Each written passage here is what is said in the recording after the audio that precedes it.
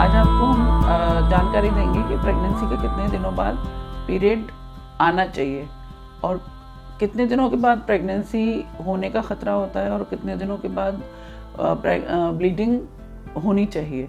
नमस्ते दोस्तों, मैं doctor Pratibha Bhardwaj, obstetrician and gynaecologist. तो डिलीवरी अगर आपकी नॉर्मल हुई है तो 3 से 6 हफ्ते में आपको पीरियड अगर चलता रहता है तो वो नॉर्मल बात है, उसको लेके आपको कोई भी वरी करने की ज़रूरत नहीं है।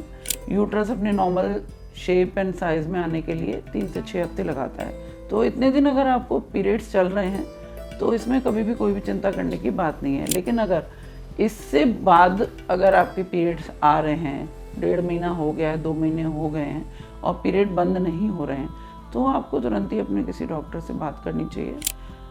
उसको थोड़ा सा, नहीं तो ज़्यादा हीमोग्लोबिन फॉल हो जाता है और दूसरी और कमज़ोरी हो जाती है।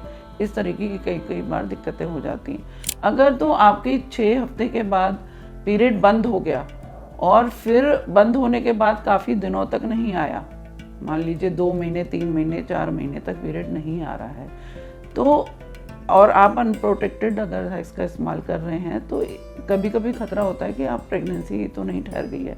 लोग कई बार ध्यान नहीं देते हैं और वो प्रेग्नेंट हो जाते हैं। तो इस चीज़ का हमेशा ध्यान रखना चाहिए कि एक बार पीरियड बंद होने के बाद दोबारा कितने दिनों के बाद आया है। आइडियली उसको 1 से 1.5 महीने बाद आ जाना चाहिए। अगर नहीं आता है तो फिर आपको डॉक्टर से बात करना चाहिए।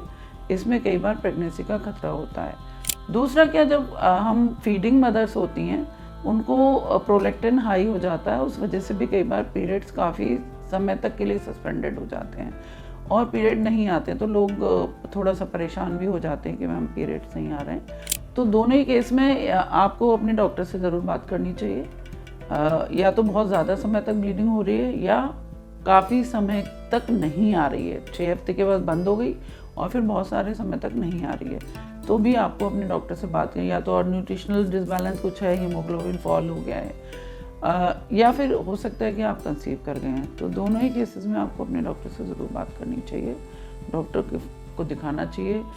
जनरली पेशेंट जो आयरन कैल्शियम हम प्रिस्क्राइब करते हैं वो भी नहीं खाते हैं, तो आयरन कैल्शियम आपको ज़रूर लेनी चाहिए।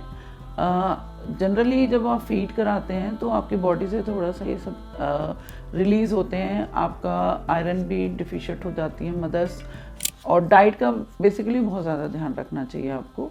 तो उस केसेस में आपको रेगुलर अपना पीरियड्स भी आते रहते हैं और कोई ऐसा वीकनेस भी फील नहीं होती है। धन्यवाद दोस्तों। अगर आपको मेरी वीडियो पसंद आई हो तो आप मेरे चैनल को सब्सक्राइब करें, ज़्यादा से ज़्यादा लाइक करें। आपकी कोई भी समस्या हो तो आप हमको पूछें, हम उसका आंसर करने के लिए हमेशा तैयार हैं।